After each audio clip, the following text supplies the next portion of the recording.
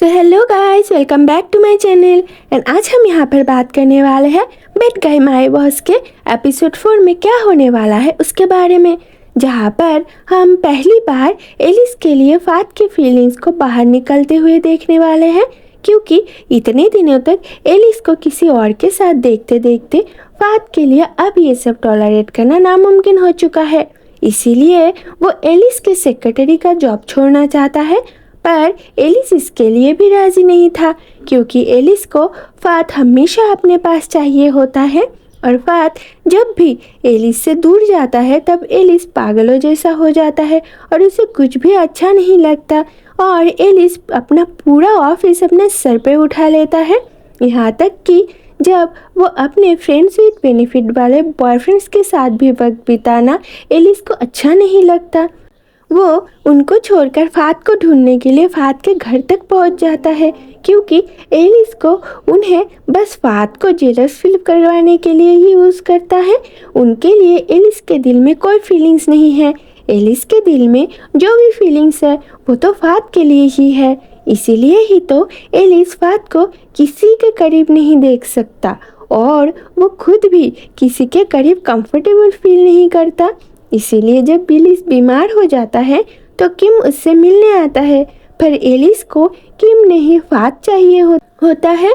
और फात जब घर वापस आ जाता है और एलिस उसे अपने पास नहीं देखता तो वो अपनी बीमारी के हालत में भी फात के पास ही चला आता है।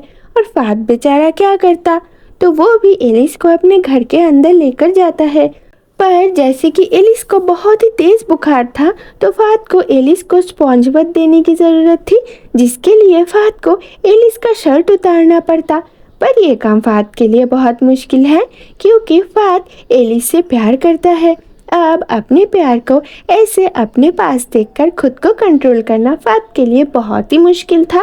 पर जैसे कि फात को एलिस का ख्याल रखना ही पड़ेगा, तो वो धीरे धीरे एलिस का शर्ट उतार देता है।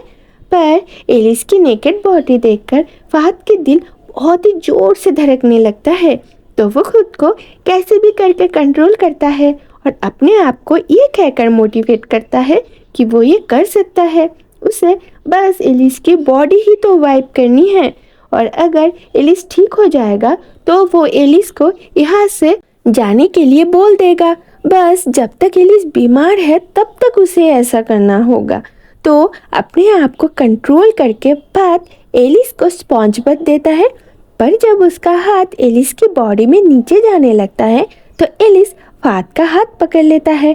अब इसकी वजह यह हो सकता है कि फात को अपने करीब देखकर एलिस की भी दिल की धड़कनें बढ़ जाती है, और इसीलिए उसने ऐसा किया है, क्योंकि उसके लिए भी अपनी फीलिंग्स को कंट्रोल करना पॉसिबल नहीं हो रहा था।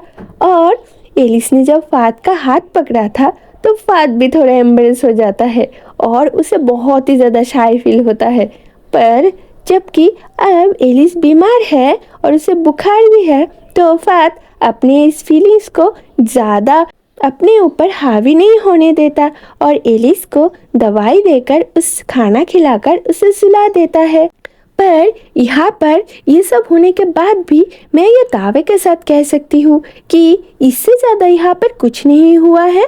फिर हम देखते हैं एलिस धीरे धीरे ठीक हो जाता है और फात उसे उसके घर भेज देता है। पर फिर भी एलिस फात का पीछा करना नहीं छोड़ता। पर फात ये डिसाइड कर लेता है कि वो एलिस की सेक्रेटरी का जॉब छोड़ देगा, क्योंकि वो बहुत सालों से एलिस के साथ है और एलिस की सभी एरोगेंसी को वो झेलता आ रहा है।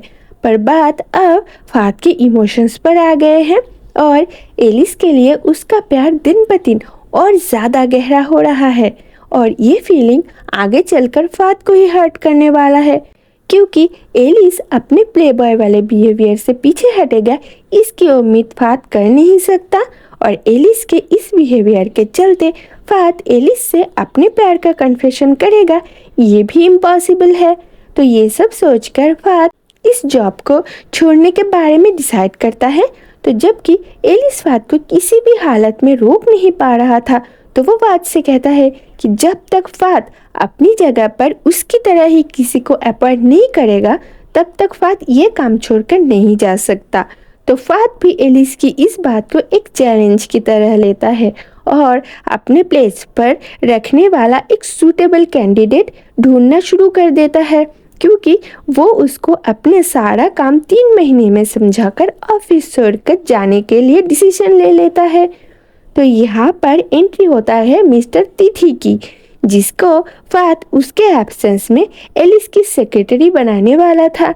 तो फात मिस्टर तिथि को सब कुछ समझाने लगता है, जिस पर सबसे ज़्यादा इम्पोर्टेंट था एलिस की पर्सनल मैटर को हैंडल करना, क्योंकि एलिस का बहुत लड़कों के साथ फ्रेंड्स विद बेनिफिट्स वाला रिलेशनशिप है और उनमें से सबसे ऊपर है किम। तो फात उन सब के नामों का लिस्ट मिस्टर तिथि को दे देता है, जो कि फात हमेशा याद रखता है, क्योंकि फात की जिम्मेदारी थी ऑफिस के कामों के साथ साथ एलिस के पर्सनल मैटर को भी हैंडल करना।